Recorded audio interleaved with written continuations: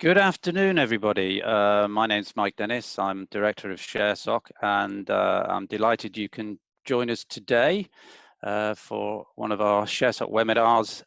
Today we have James Curran, who's Director of IR, M&A and Strategy at Elementis, who's going to take us through a presentation on the latest developments and results there. And I'll be introducing you to James very shortly.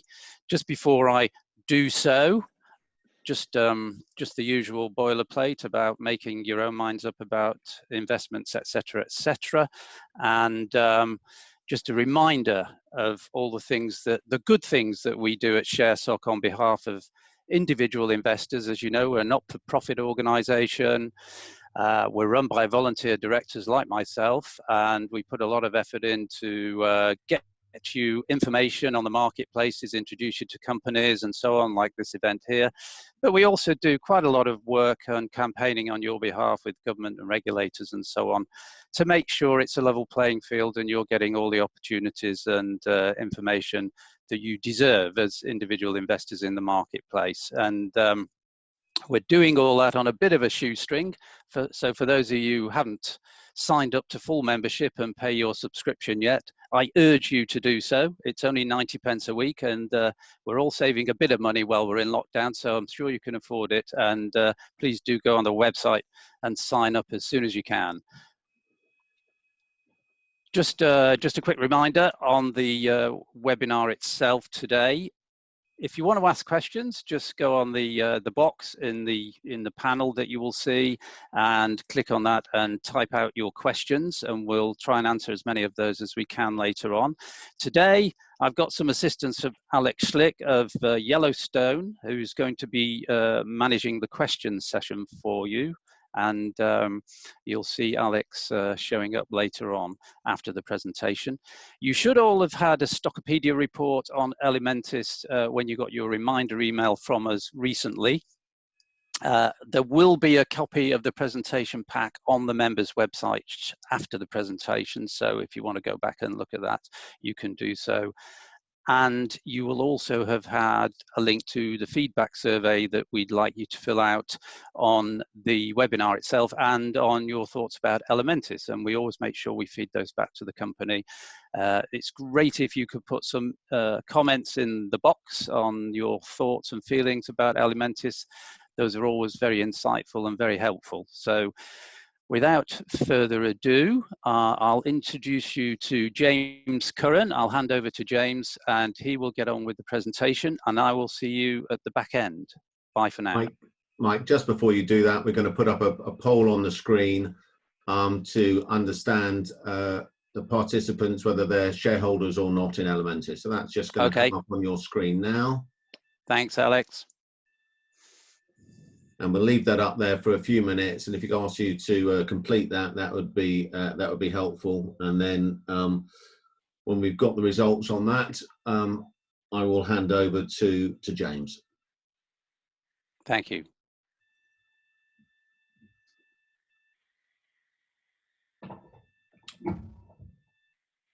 Okay, so we've got the results up on screen now. I'm going to share them with you. We have got a mix of holders and non-holders, but mainly non-holders. And so without further ado, I'm going to hand you over to James Curran, Director of Investor Relations, M&A and Strategy at Elementis. James, over to yourself. Super. Thanks, Alex, and thanks, Mike. Let me go ahead and make sure I share my screen correctly, then I'll kick off.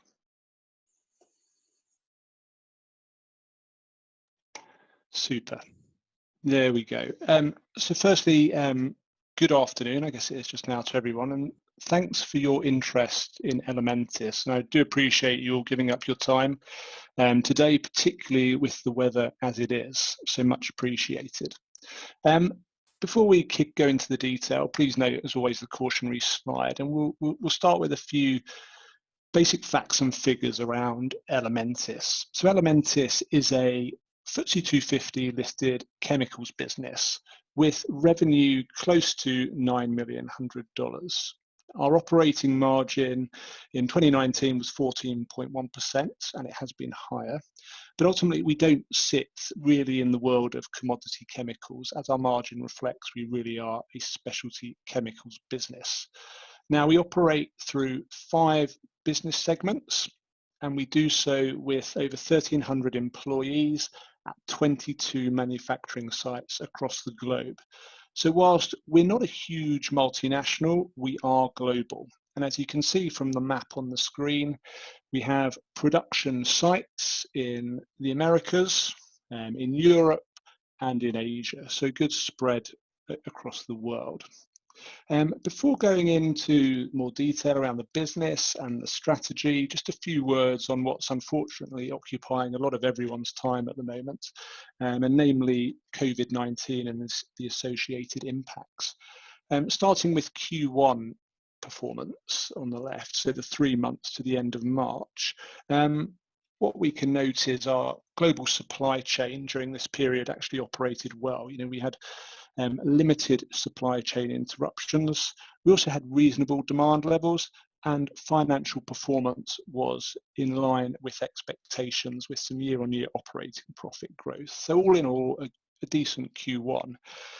In April, however, we did flag that we'd started to see some weaker demand conditions, largely due to COVID, and revenue in April fell on average 15% in that month, so some signs of weakening in April.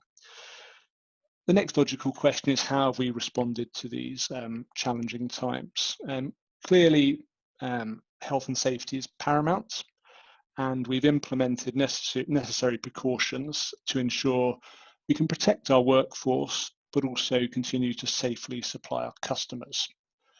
Secondly, to increase our financial headroom, we've taken 2 actions. We've suspended the final 2019 dividend, so around $33 million of cash impact.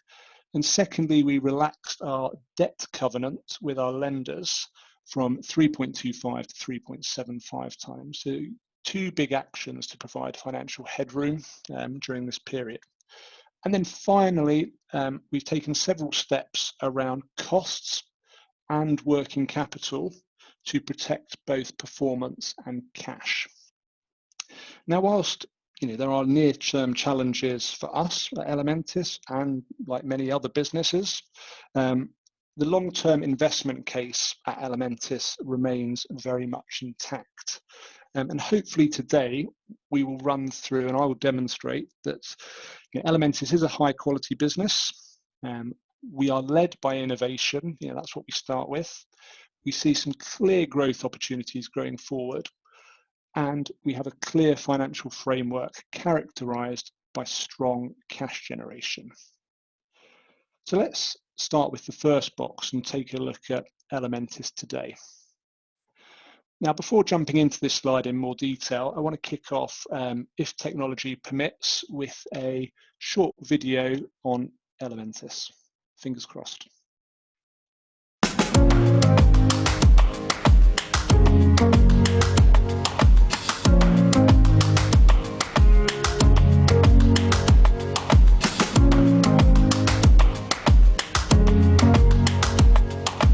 Elementis is a unique specialty chemicals company that delivers enhanced performance through applied innovation for consumer and industrial markets around the world. We are experts in creating distinctive formulations for personal care, coatings, automotive, energy, and other consumer and industrial uses.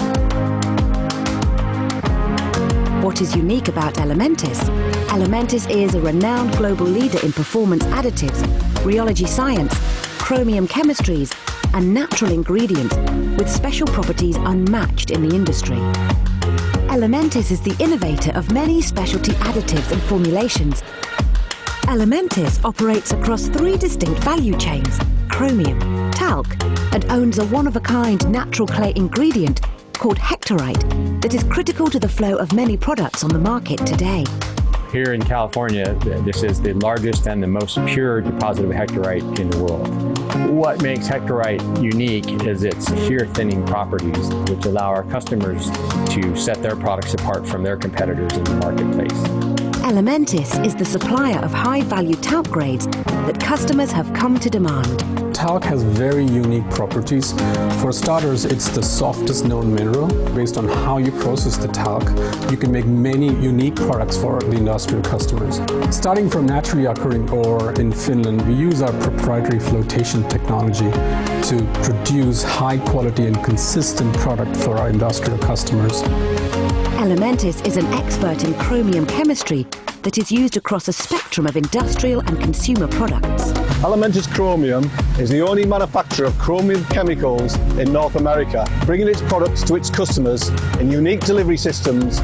So chromium uses, it's more than just a finish. It goes into all sorts of uses, from superalloys for jet engines to tanning of leathers, which gives its colour fastness and its suppleness. Elementis is creatively solving our customers' toughest product development challenges by applying our technology know-how in rheology and other chemistries, designing distinctive formulations and offering application experience to address today's and tomorrow's market trends. In the personal care market, our rheology modifier and active ingredients make skin cream smooth, lipstick apply evenly, nail polish glow, and antiperspirants work. We enable the customer to create more colorful paints, longer lasting products. We provide as well additives which promotes coverage of coatings. Elementis is one of the biggest additive suppliers in the market and definitely the leader in rheology. This is all possible due to our unique materials, innovative formulators, global footprint, and a dedicated team of people who are experts in their field and also care for customers, the environment, and making a difference every day.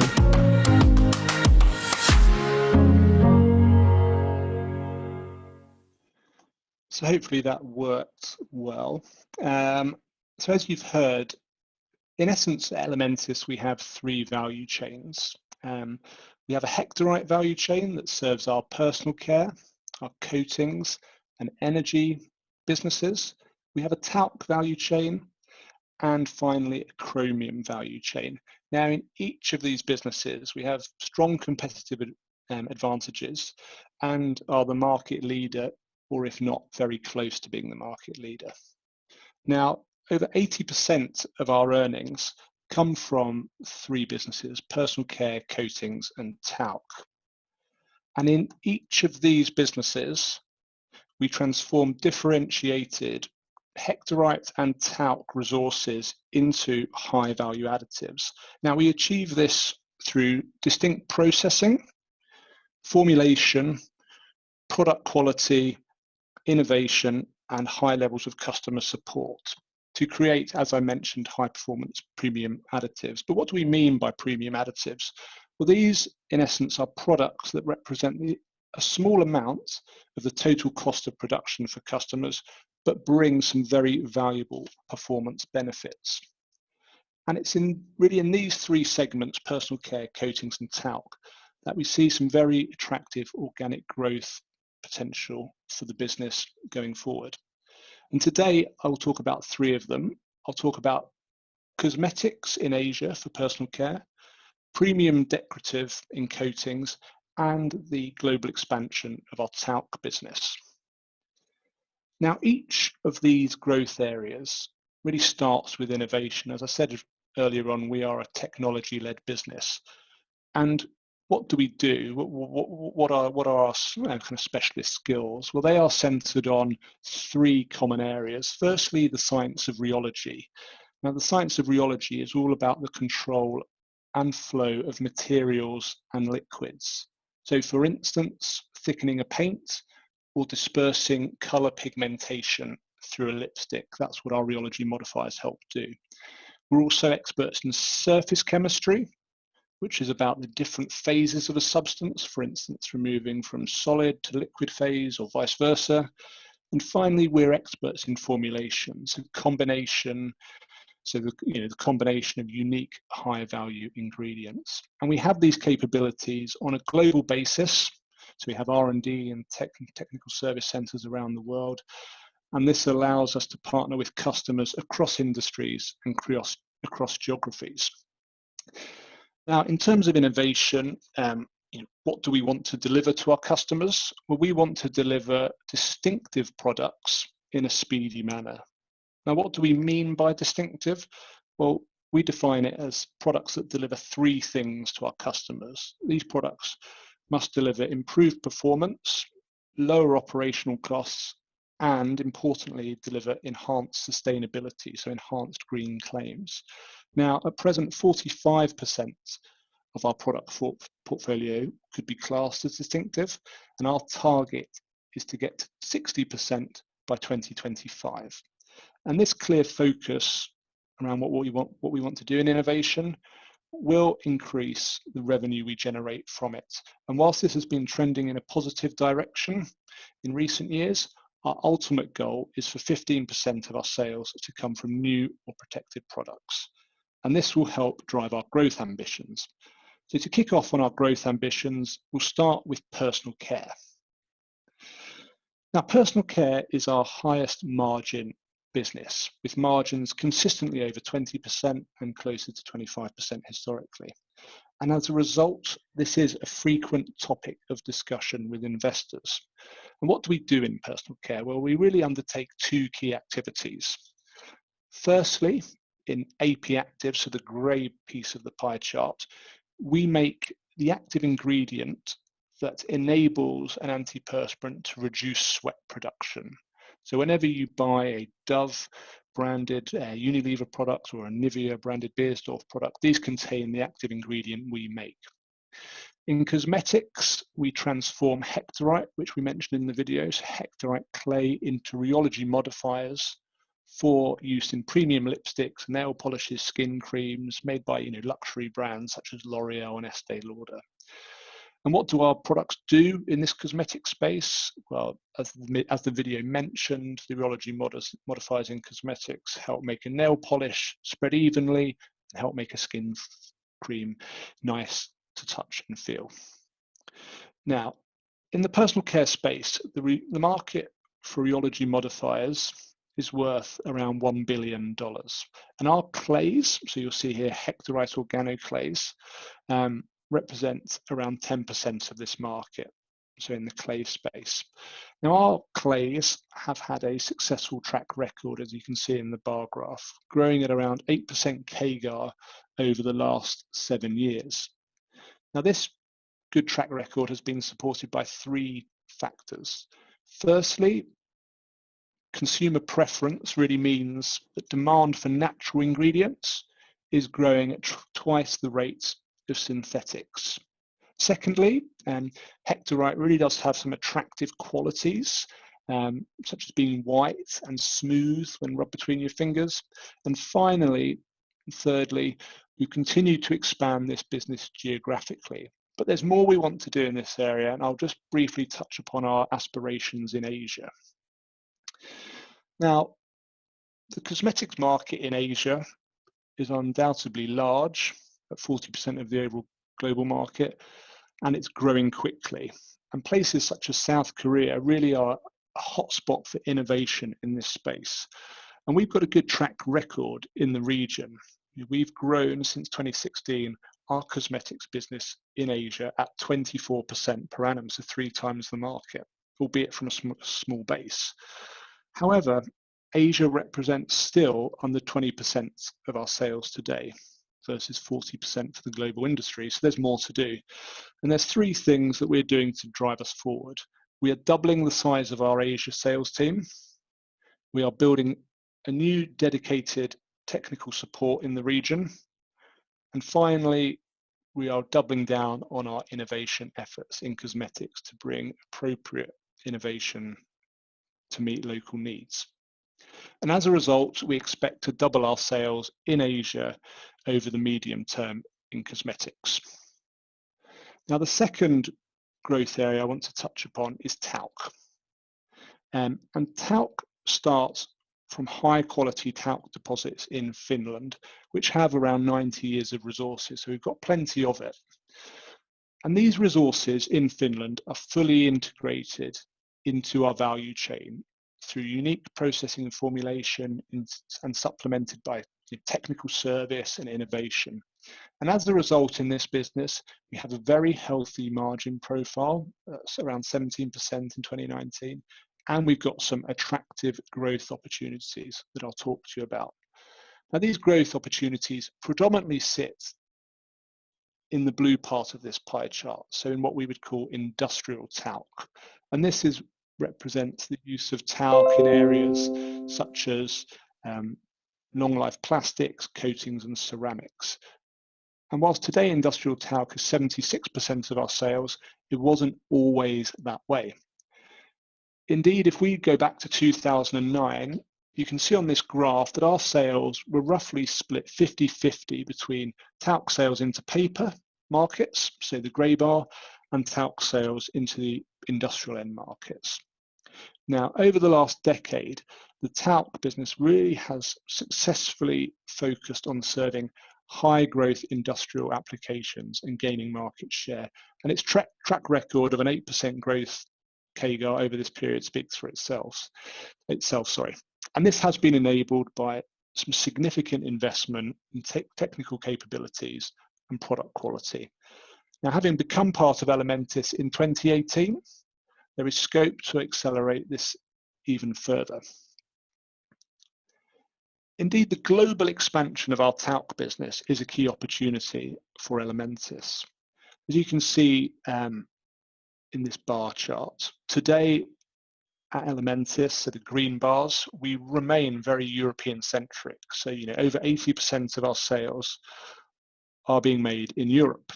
And this is a consequence of the historic focus of the business on paper, so the paper and pulp markets of Northern Europe.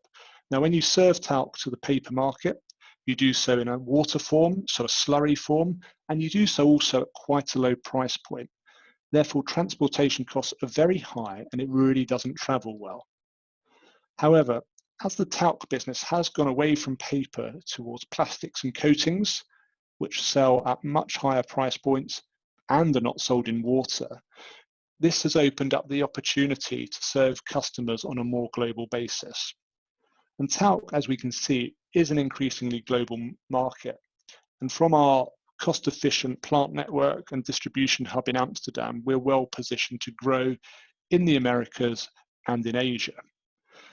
Now, we've made strong inroads already, growing in 2019 in China over 30%, in the Americas over 40%. And this is reflective of leveraging Elementis' global asset base, Elementis' global marketing and distribution, and our global technical support. So bottom line, there is significant headroom for growth in talc. Now, the third and final major business I want to touch upon today is coatings, which is our largest business by sales at $320 million. And here we are a global leader in the supply of rheology modifiers, a term you've been hearing very frequently on this presentation, but also specialty additives. And we supply these rheology modifiers and additives to the producers of industrial and decorative coatings, so companies like PPG and AkzoNobel. And geographically, we're present all around the world with an established base in the Americas, in Europe, and in Asia. Now, the coatings ingredients market is large and is worth around $5 billion. You can see here the rheology and other additives bubble. That's the space we operate in, and it's worth about $5 billion. Now, the formulation of a coating is not simple and does involve many ingredients on top of the areas we operate in. However, components such as pigments, resins, solvents, which make up the bulk of a volume in a tin of paint, they are typically commodities and highly competitive and frankly easier to replace. Where we operate at Elementis is not in these high volume areas. We operate, as you can see, in high value additives. So at the opposite end of the spectrum, it's really low volume, high value. And our ingredients in coatings, what do? Well, when you open up a tin of paint, they help ensure that the pigmentation isn't all at the bottom of the tin and you don't have to spend 30 minutes stirring it. it helps you easily apply the coating to the surface, and it ensures it doesn't fall to the floor. You know, it's important product qualities like that, but it brings these, you know, product attributes at under 5% of total formulation costs. So again, you know, this is an additive-based business. Now, over the last 2 years, we have transformed our coatings business to create a more focused global operation. And this operation has some selected growth areas. And one of these growth areas I want to talk to you about today is premium decorative applications. So the high-end brands we may use in our home, like Farrow and Ball, you know, those kind of applications. We at Elementis do not really play in the mass consumer decorative space, but the premium decorative space is an exciting and growing target area for us. Now, consumers want to buy products that make, you know, their lives easier. We've all painted a wall, but also they care about the environment. So 10 years ago, paints with the claims of stain resistance, one coat hide, just didn't exist. But now premium paints with these features are becoming more and more common. And, you know, if you look in the US alone, 22 brands have introduced paints that claim stain resistance or one coat hide in the last 5 years. So what have we done at Elementis to, you know, play into these trends? We've launched our Relate series of rheology modifiers, which create these desired effects, but really do it better than anything else on the market. So better single coat coverage, better stain resistance, but also with clear sustainability benefits around absence of preservatives and VOCs. So it ticks all the boxes. And the target market for this the potential for this technology in this market is very large, and we believe we can double our market share over the medium term to around 15 to 20%. So some big ambitions there. So that's it on the growth legs that I want to talk about today. But the obvious question is, for you as investors, you know, what does it add up to? Well, to try and be clear, we've got 3 medium-term performance objectives. First, we're looking for margins of 17%, so roughly 300 basis point improvement from current levels. Second, Elementis has a very strongly cash generative business, and we want to leverage this further going forward. And finally, deleveraging the balance sheet is at the forefront of management's mind, and we're looking as quickly as possible to get under 1.5 times net debt to EBITDA. Now we'll just look at these briefly in turn. On the margin improvement opportunity, to reach 17%, there's essentially 2 moving parts. The first part is the organic growth opportunities that we've spoken about today in part. The second bucket are a range of cost saving opportunities, which we'll just take a quick look at. So organizational efficiencies and supply chain efficiencies. Now in total from these areas, we see 15 million of savings by 2022. And they can be split really into 3 areas, so 3 examples. So their first area is headcounts, so the organizational piece. Now following some significant M&A at Elementis and portfolio change over the last 2 years, we took the opportunity at the end of 2019 to examine, as a result, how we're structured across the world. And this resulted in the removal of around 100 heads, so just under 10% of the workforce, which will generate around 5 million of savings in 2020.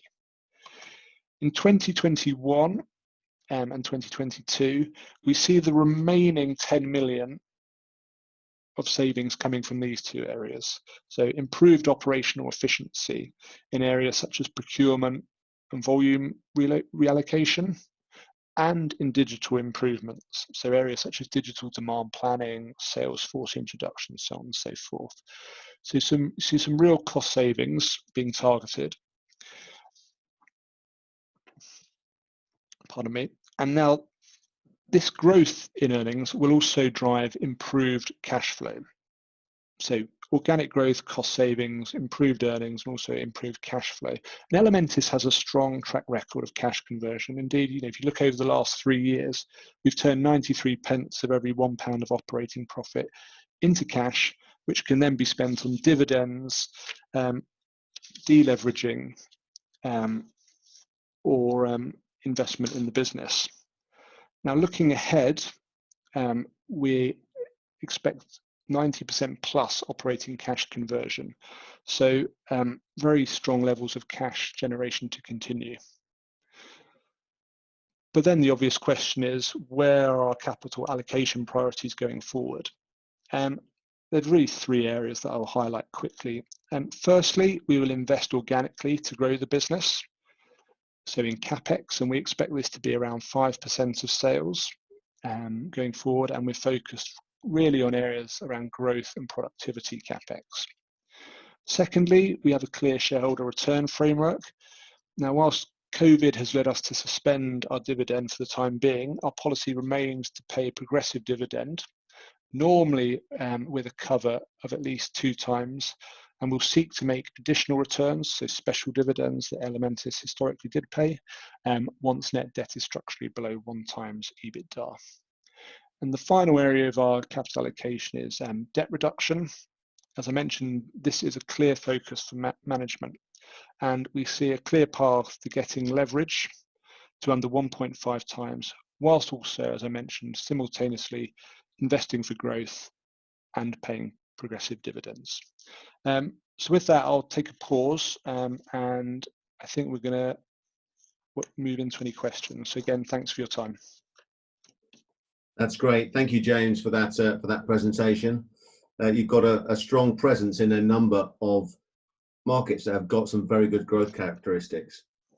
And I think the impact of innovation is really having a very impressive impact on sales. Now, on to some questions. We've had a number of questions that have come in ahead of the presentation, and a number have come in during the presentation. And just as a reminder, if you'd like to ask a question, there's a Q&A box at the bottom of your screen. If you just go to that and type in your question, and we'll try and deal with all those questions now. So just kicking off on the first question, this is quite a specific one, James. What is the monetary effect of the cases against Johnson & Johnson for claims against their talcum powder having damaging health effects?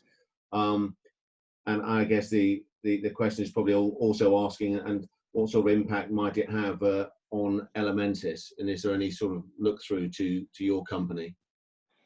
Yeah, sure, absolutely. So I guess just on the background to that, yes, Johnson & Johnson are being taken through the US court system due to claims around the detrimental health impact of using body talc, so body powder talc that we may all be familiar with.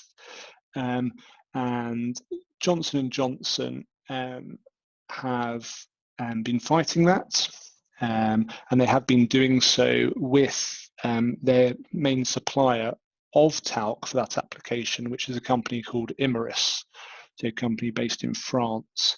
Now, in terms of what that means for Elementis, I would say directly there is no impact on Elementis. We have not been mentioned in any litigation in the US.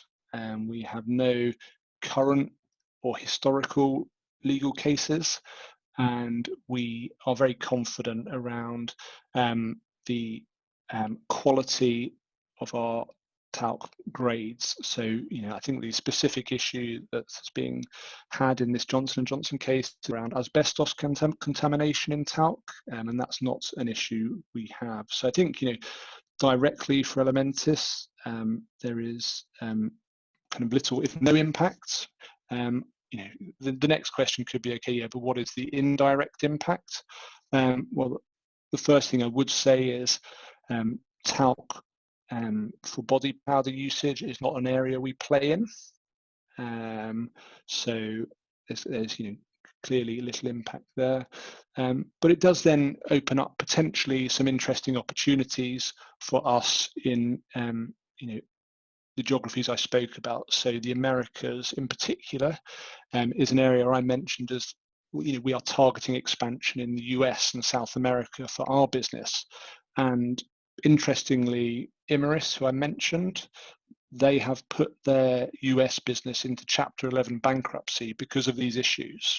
Now, you know, that is clearly not helpful for their operations or their customers in that region. So I think probably the more visible impact around this discussion is, what does that mean for us and our business being able to grow into some of that space that is maybe being created in those industrial end markets that I spoke about, so plastics, coatings, as a result of maybe some of these problems that some of our competitors are having. So I hope that answers the question. I think it does, Jen. Thank you for that. Yeah, very clear.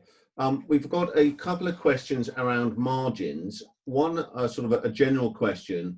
So if you look at the operating margins as reported, it looks like it's been declining over the last 5 years. And then, so I wondered if you could just explain that. I don't know if that's a mix effect, but I wondered if you could explain that. And then more specifically, margins in talc and coatings, could they get up to the levels in personal care? And I guess, could personal care margins grow any further from here? Yeah, so thanks, Alex, for dealing with those questions in turn. I think, on the operating margin, you can just see, hopefully people have still got their screen available. You can't see 2016 here, but we have had good margins in 17 and 18 kind of in the near term, but then subsequent decline in 2019. Why was that? Firstly, that decline was primarily a result of some of the weakness we saw in industrial end markets in 2019. So, for instance, global auto production declined 6% in 2019. That's not helpful for a business like ours with some exposure to that market. And there was also sluggishness in the energy markets, which we serve, and also some other industrial segments. So I would characterize the weakness we saw in 2019 as primarily a macro issue we experienced in some of our end markets. Turning to the second part of that question, Alex, around where can margins get to in talc and coatings, I think you mentioned. Mm-hmm. Yes, our highest margin business is personal care, so that has been up around 25%. Can we get talc and coatings to those levels? I don't think so, but we have been clear that we expect the margins of talc and coatings to improve. And they will be driven by different factors. So I'll just mention 2 in talc, 2 in coatings. So in talc, we expect margins to improve. Number 1, because of improving mix. So we continue to expect paper to go down, industrial to go up. That will have a beneficial mix impact. And secondly, there's good operating leverage within that talc business. So, putting COVID to one side, as that business grows into its asset footprint, which is very well invested, there will be some good leverage which will help margins in talc. So yes, improving margins in talc. In coatings, coatings, is our biggest business by sales. We have a group margin target of 17%, and coatings is going to be integral to reaching that level. And how can we reach 17% within coatings? Well, firstly, we've already done a lot around the costs in that business. So we've reorganized the footprint of that organization. We've changed our route to market in certain geographies, and we've taken out quite a few other costs. So from a cost position, the coating business is in great shape. And we've secondly realigned our portfolio within coatings. So we've stepped away from what I described as commoditized ingredients and really focused on our unique selling points, so where we're truly differentiated in rheology modifiers and additives. So that progress on costs, the reposition portfolio, make us confident around being able to improve that coatings margin, towards that 17% level. Okay, that sounds quite clear. Quite a specific question here about M&A. You have obviously made a few acquisitions in recent years. Question really is about how much firepower do you have to make acquisitions, and what are your criteria for acquisitions? Yes, I guess, thanks, Alex. On the first part, the firepower, you can see clearly that leverage within the business from this chart is elevated at present. at 2.7 times net debt to EBITDA at the end of 2019. And for that reason, on the capital allocation slide I ran through earlier, you saw a real focus on 3 areas: so investing organically, returning cash to shareholders, and reducing debts. Acquisitions or that type of thought process does not feature at the moment. The real focus of management is on reducing the debts within the business and deleveraging. So yeah, I think it's not something we're focused on at the moment. So I don't think firepower is quite the word I would use. It's just really not on the radar. It's all about executing on what has been promised and the acquisitions that have been made. Just in terms of academically, what would our criteria be if we were to be looking for M&A, which, as I've said, we're not. I'd really put them in 2 buckets. You've got to have businesses that sit in the first bucket, so they are a good strategic fit and they're high quality. So by strategic fit, they've got to be highly synergistic to what we're doing already. So whether that's from complementary end markets or complementary technologies, and secondly, they've got to be high quality businesses. So we are a relatively small chemicals company, and we're not in the business of buying low margin commodity chemicals businesses around the world and turning them around. We're not big enough, nor do we have the resources to do so. So we're focused on quality. So it's strategic fit and quality in the first bucket, and then in the second bucket, any M&A target would have to be financially attractive. Okay.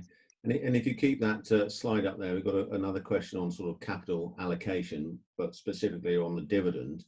What would need to be in place for you to restore the dividend payment?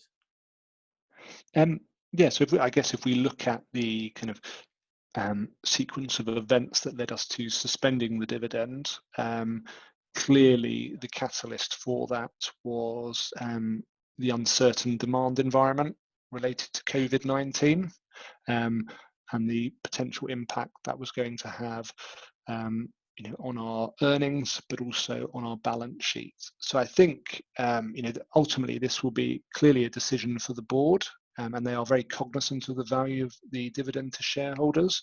But given that sequence of events, I think we would clearly need some improved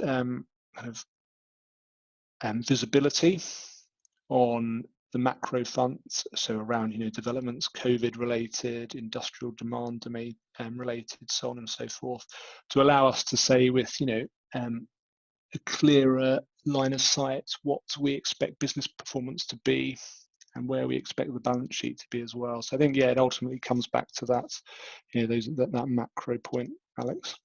Okay, thanks, James.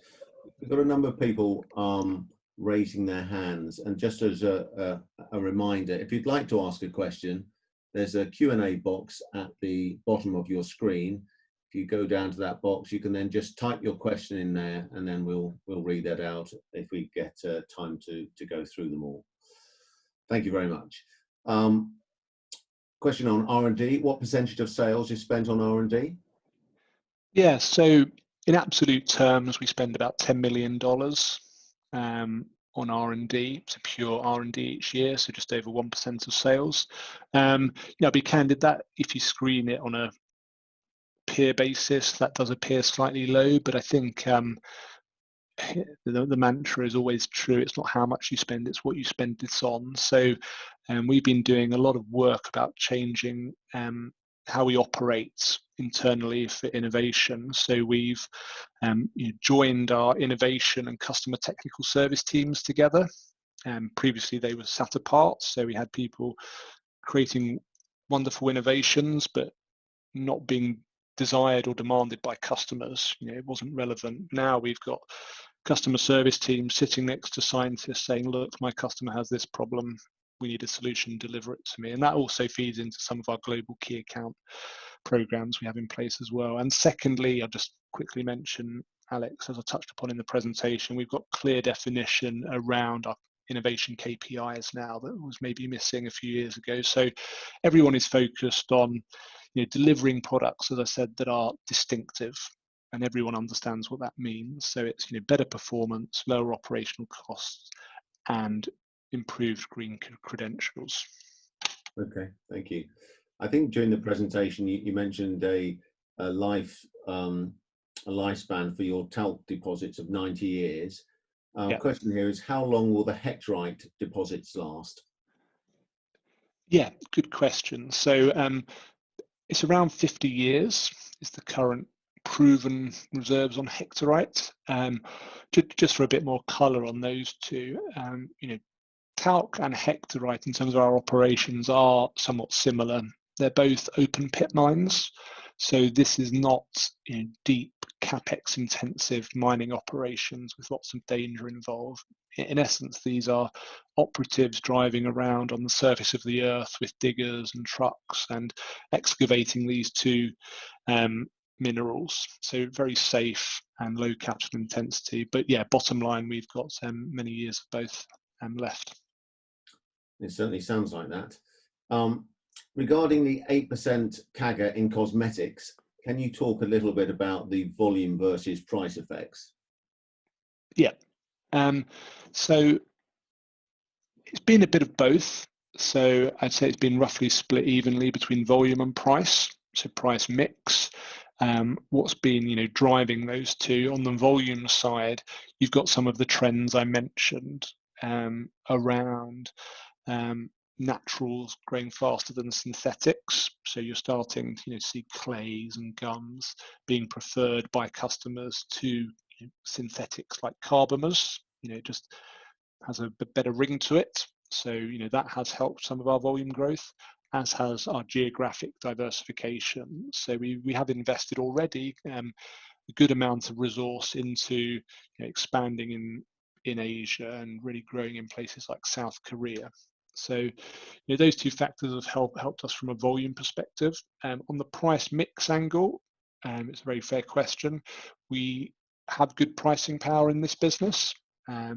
As the video at the start mentioned, we own the only high-grade commercial scale hectorite mine in the world. So it's a unique resource that no one else has, and that does lend good pricing power. But we've also driven our price mix benefit through some product innovations that we've made. So to keep this simple, we historically always supplied our hectorite ingredients in powder form. And this is not simply dig it out of the ground, deliver it to someone in powder form. There's many different steps we take it through before it's even in a powder form. And that's what we've always done historically. A few years ago, we, however, started to introduce gel-based products for customers. So our customers were taking the powder, they were homogenizing it themselves, turning it into a gel. We said, hold on, we can do that for you better and more efficiently. So bringing customers into gels as well as powders has also helped our price mix. So long answer, but in essence, it's probably been evenly split between volume and price mix. Okay, thank you. Just on the deposits again, a couple of sort of linked questions here. The first one is, do you own your talc and hectorite deposits outright? Do you use all the production yourself, or do you sell to some other manufacturers? And then specifically looking at the, I guess, the Asia region, given that talc is sort of fundamentally a lower value mineral, can you, or are there talc deposits in Asia that you can use to supply this market? Yeah, so just scribbling those down. Good questions. Thanks, Alex. So yeah, on the own points, essentially we have what I would call long life licenses to run these assets, particularly the ones in talc in Finland. In the US with the hectorite mine, it's a slightly different situation, but de facto, yes, we do ultimately own the operations of both of these assets. Do we sell to others? We clearly sell the ultimate end products to customers. So I know that's not meant to sound flippant, but we will sell talc to customers like LyondellBasell, Braskem, who are taking our talc additives and using them in plastics, just as we sell Hectorite to L'Oreal in its final form. But we don't kind of sell the pure product straight out of the ground to third parties. So no third-party sales of the basic raw materials. And the final question, Alex, sorry, is talc deposits in Asia. That was it. Yes, the question's a very fair one. I think, whilst there's only one Hectorite mine in the world, there are clearly lots of talc deposits everywhere. So, what I always say is, for our business, owning a high quality resource and reserve is a good starting point, but what really brings the special sauce to our operations is the flotation technology we have, the processing, the formulation, and the customer service, and that's something other companies can't do at scale. So that's why there's only 3 global players in this market. Could we use other suppliers of talc resources in our business? Yes, we do, and we have historically done so. We have historically used kind of just under 10% of our own needs. We've used third-party suppliers for that because there's certain talcs that have certain characteristics. So talc from certain parts of Asia can be very white, for instance, and a lot whiter than our own resource. So yes, we do use a very, very limited amount of third-party talc. Okay, thank you. We've got a question here on the share price, and I know this is something that's not something you're in control of, but question really saying, would you like to comment on, I guess, the direction of the share price over recent years, and maybe perhaps you can give some insights as to your thoughts as to what the market is missing, if anything. Yeah, I think it's a very fair question, and clearly the share price development has been the last year or two somewhat disappointing. I think, why has that been? I think firstly, you've got a lot of change that has happened within the business over a short space of time, and it takes time for that to be digested. But more importantly, there is also a need to show the market what has been achieved or delivered, and ultimately that will be through earnings. So there's been a lot of improvement that's happened, but until it becomes visible, kind of, I'd say, in hard dollars to investors, I'd say that's the next step for us. But we're very confident of doing so. I think in the more near term around the share price, we clearly were impacted at the start of the year in March by market worries around COVID and what that meant. And we, as a chemicals business, with a decent degree of cyclical exposure and with some debt on the balance sheet, ticked probably, I think, a lot of boxes that computers or investors were screening for when they were looking for companies that they may be worried about in such a scenario. So I think those factors led to the share price reaching some very low points in March, around 18-20p, from which we've since recovered. But a lot more to do. The strategy is still intact. The investment case is very much intact, and we have a clear vision over the next 2-3 years to generate value for shareholders. Okay, you mentioned in that answer your sort of, I guess, high levels of debt, and perhaps that wasn't something that the market is I guess, looking attractively at. A question here is, you said that one of your objectives going forward is to deleverage. And why did you therefore take on a lot of debt from 2017? It currently looks close to $496 million. Is that the right number?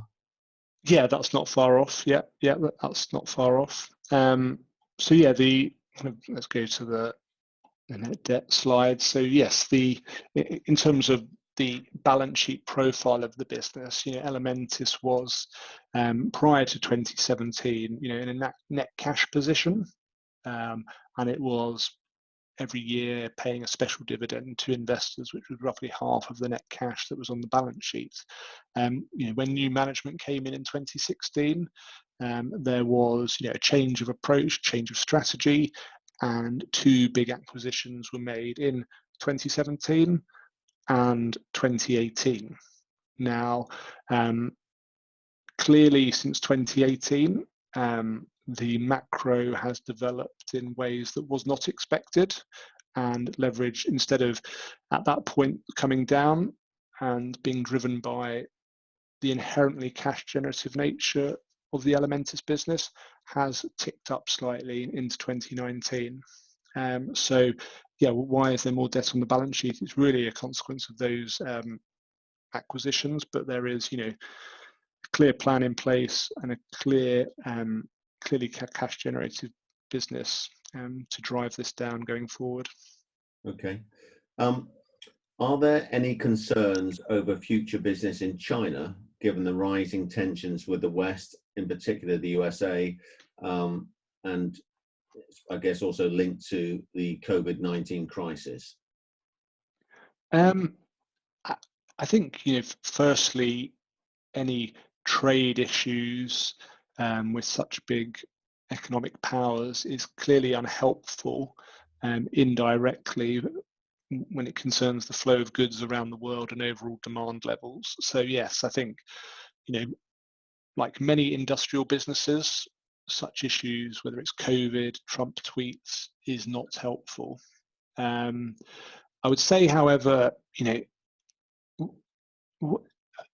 one thing to be aware of is we, as I mentioned at the start, do have manufacturing assets around the world within regions. So, in China, in Taiwan, we have 3 plants that can supply the personal care, coatings and energy markets in that region. Likewise, we can do the same in the US. So we are not a chemicals business with 1 plant in the US shipping all their product from there to China or vice versa. We do have a certain degree of diversification within our asset base that does help, albeit, as you mentioned, Alex, headwinds that you mentioned are unhelpful for businesses like ours. Okay, and I guess a couple more on COVID-19. Are there any lasting effects to the benefit or indeed detriment of Elementis as a result of COVID-19? And is demand starting to recover as the worldwide lockdown eases? So I'll deal with the second part first. Is it starting to recover? I think you have to bear in mind where we sit in the value chain. So I think we're only just starting to see in Western Europe and the US societies opening back up, and those 2 regions account for the bulk of our business. So I think it's a little bit too early for us to point to a knock-on impact to Elementis as a result of that. I think the better place to look at is probably China, given they went through a lot of the issues we've seen a lot sooner. And yes, in China, we did see things recover, in mid-late March into April as the rest of the world was shutting down. So have we seen it outside of China? No, not really yet. I think it's a bit too early to point to that, but will it come? Yes. I think if what you read in the newspapers is correct and what we hear, then yes, it will come at some point. The second question, will it change forever certain demand trends that we see? I think it's very early to say, I'm afraid.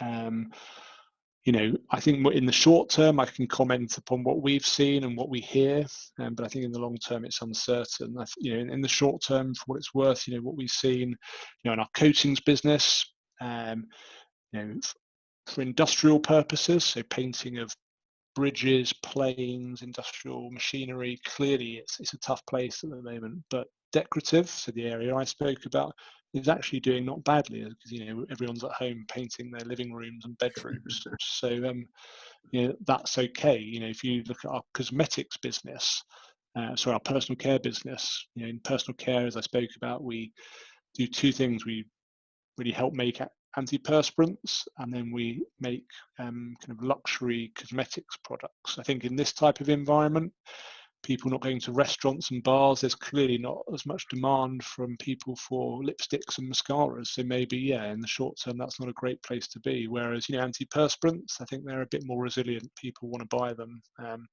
until their fellow kind of residents start to complain about the smell too much. So maybe antiperspirants, we're seeing a bit more resilience there. So, you know, for a business like ours, there's lots of puts and takes in the short term. Long term, I think it's, yeah, a bit too early to say.